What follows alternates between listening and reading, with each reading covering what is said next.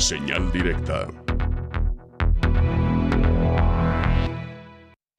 Avanzamos en la información y también con esta interesante charla que tendremos a continuación con la diputada federal Abril Alcalá.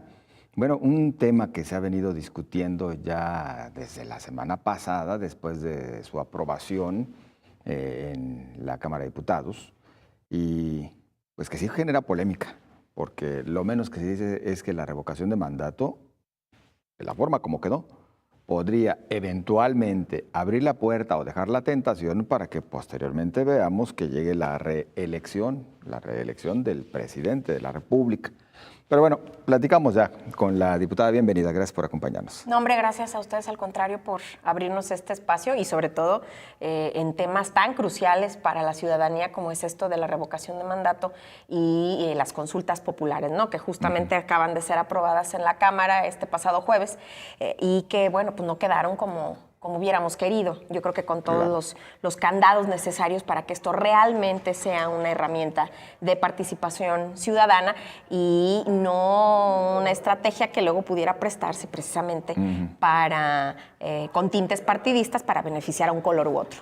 La propia diputada Abril Alcalá proponía que hubiese algunos ajustes, ¿no? ¿Cuáles eran los planteamientos? Mira, en principio que de preferencia esta herramienta no se utilizara en este sexenio, en esta legislatura, porque te doy un ejemplo. En el caso de la reelección, ahora para los diputados federales o para los presidentes municipales, una vez que se aprobó, no se realizó durante esa legislatura, porque no se vale, claro, no se vale que nosotros estemos votando por algo que nos pudiera beneficiar directamente, porque pudiera haber algo de conflicto de intereses. Tenemos que aprobar legislatura que le beneficie a la mayoría de los mexicanos y las mexicanas, y no nada más en un punto específico de la historia, sino de aquí en adelante. Entonces, en este caso, el que haya tanta prisa para realizar este tipo de consultas o de la revocación, pues se puede prestar a malos manejos. ¿Por qué? Porque así como queda, por ejemplo, queda en manos del presidente. Nosotros decíamos, si esto realmente es una herramienta de participación, démosle más fuerza a la ciudadanía para poder solicitar una revocación de mandato o una consulta ciudadana, ¿no? Entonces, en este caso, la revocación se necesita el 3% de la población para solicitarla. Claro. Entonces, es una cantidad bastante fuerte para que la ciudadanía se organice. Y sin embargo, pues es muy fácil que el presidente mande para una revocación o una tercera parte de cualquiera de las cámaras. Entonces, primero pedíamos que no se realizara en esta legislatura y en este sexenio. La segunda era que estuviera realmente en las manos de los ciudadanos el peso de poderlo solicitar. Y la tercera, que no se realizara en paralelo con otras elecciones. ¿Por qué? Nosotros vivimos un fenómeno muy claro hoy en la Cámara de Diputados. Hay muchísimos diputados que no necesariamente ganaron por su propio esfuerzo, de cercanía con sus electores, con la gente a la que representan. Y pues hay que decirlo como es. Son completamente desconocidos, diputada. Ni siquiera los conocían, salvo en su casa, creo que en ninguna parte, la verdad, dijo. Muchos de ellos, de hecho, hay distritos en donde no había candidato y ganó el partido de la mayoría. Entonces, cosa curiosa, estos son de los fenómenos y no es la primera vez que pasa, tampoco hay que asustarnos. Muchas veces hay un arrastre de las elecciones presidenciales o incluso de gobernador que pueden jalar los votos en un sentido o en otro. Sin embargo, lo que nosotros queremos garantizar es que el ciudadano le ponga suficiente atención a estos candidatos para los cargos legislativos, porque a ellos, en este caso yo soy una de ellas, pero se nos tiene que exigir que rindamos cuentas. Se nos tiene que pedir directamente, en nuestro distrito por lo menos, que cumplamos con las cosas a las que nos comprometimos, que no nada más anduvimos por las calles con una lista de cosas que se oían muy bonito y luego llegas y tus propuestas ya no son las tuyas, son las de alguien más.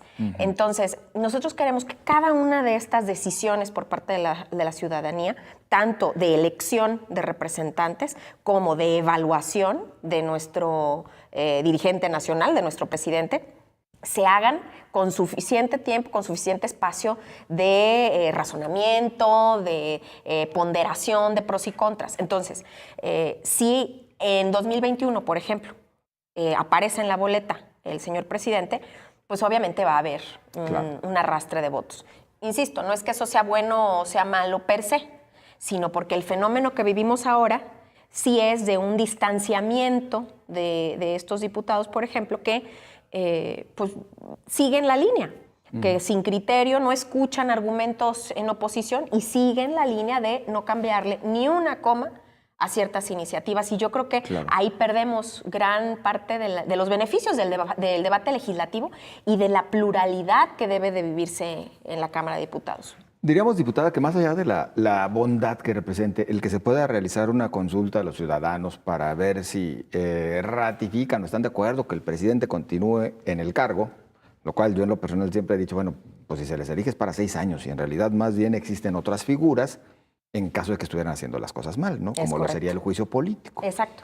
No sé en el caso del presidente cómo queda, si es susceptible a juicio político o no, esto nos lo comentas en los momentos, diputada, pero el tema es que el que lo hagan de esta manera, empatado con las elecciones intermedias, pues sí deja al menos esta sensación, esta percepción, este mal pensamiento de que tratan de aprovechar la figura de Andrés Manuel López Obrador para tener carro completo o tener mayoría en esas intermedias, ¿no? Y que, insisto, si esto es un reflejo de, por ejemplo, la mayoría, si es un reflejo de la anuencia de la ciudadanía para con este partido, muy bien. Lo que sucede es que después perdemos de vista a los individuos que nos representan y eso es peligroso porque entonces ya no se rinden cuentas. Y por otro lado, algo que nos pareció muy sospechoso es que el fin de semana previo a que esto se discutiera en la Cámara de Diputados, el presidente ya estaba anunciando en sus visitas que hace al interior de la República, ya le decía a sus correligionarios del partido, les decía, es que yo voy a aparecer, les aseguro que voy a aparecer en las boletas en 2021. Entonces aquí hay 2 temas. Uno es la falta de respeto a la participación del legislativo, porque ni siquiera lo habíamos discutido aún. La autonomía entonces, de los poderes. ¿cómo garantizas eso? Y lo segundo es que lo diga de esa manera, quiere decir que entiende la implicación que hay, ¿no? Es un espaldarazo a sus correligionarios. Entonces, yo creo que una vez que uno es autoridad, tiene que saber distanciarse de los colores del partido. Y debes de dedicarte a gobernar, debes de, además, representar a todos y a todas, no nada más a los que piensan igual que tú.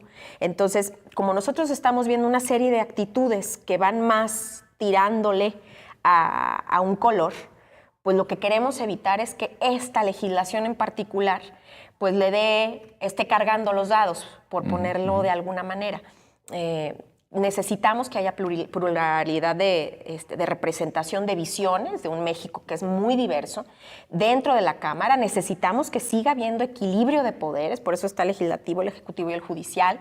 Y necesitamos además que si, por ejemplo, el presidente mantiene unos niveles de aceptación, de aprobación, como estamos viendo últimamente, y que en general, tirándole a esa fecha, la aprobación es buena, ¿para qué tendríamos que gastar unos recursos tan importantes para algo que ya es sabido, ¿no? Si la gente está realmente contenta, como tú bien lo dices, ahí hay otros mecanismos.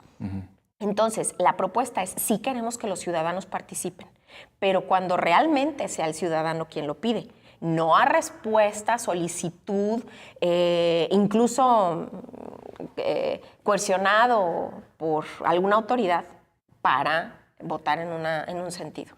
Lo aprobado entonces en ningún momento deja la puerta abierta para que sea el ciudadano quien solicite se realice, por ejemplo, una consulta. Sí se puede solicitar, pero para una consulta es el 1% de la lista nominal. 1% de la lista nominal. 870 y tantos mil personas. Entonces es una cantidad importante. Para una consulta. Para una consulta. Y para la ratificación es el 3% de la lista nominal. Entonces estamos hablando de más de 2 millones de personas. Para organizar esta cantidad de personas es difícil. Entonces nosotros también proponíamos que en este caso los números fueran inferiores. Sí, claro, bajar los porcentajes. Exacto. Para que hacer la solicitud esté más en las manos del ciudadano. Luego, ya para implementar la ejecución de la consulta, por ejemplo, ahí entra el INE, que entre una autoridad también que esperamos se mantenga autónoma, para que puedan observar, por ejemplo, en el caso de las consultas, que las preguntas no sean tendenciosas y por lo tanto casi ya arrojen la respuesta o que tengan un mensaje subliminal, ¿no? Que eso sucede también. Exacto. Entonces, este tipo de procedimientos se rige y se respeta mucho. Por ejemplo, en Suiza, en Canadá, en más de 30 estados de los Estados Unidos. Y bueno, yo creo que, insisto, tenemos que fortalecer la participación ciudadana, tenemos que empoderar, tenemos que desarrollar el pensamiento crítico y la evaluación, pero con criterios que den igualdad de oportunidades, ¿no? Diputada, el tiempo ya se nos agotó. En menos de un minuto, ¿se puede hacer algo todavía? Sí, se puede detener en el Senado y además de que los diputados de oposición están firmes en sentarse a dialogar, como fue con la Guardia Nacional, que afortunadamente logramos que se mantuviera con mando civil. Cosa que no se había podido hacer en la Cámara de Diputados porque simplemente no escucha ningún argumento en contra. Entonces esperamos que ahí sí haya un poquito más de sensatez y que la autoridad también entienda los riesgos que puede conllevar esto y pues que la ciudadanía quiere participar, pero en serio. Exactamente. Pues diputada, como siempre, agradecidos, muy amable. Muchas gracias a ti. Es la diputada Abril Alcalá, le agradecemos. Nosotros tenemos que ir a la pausa, continuamos.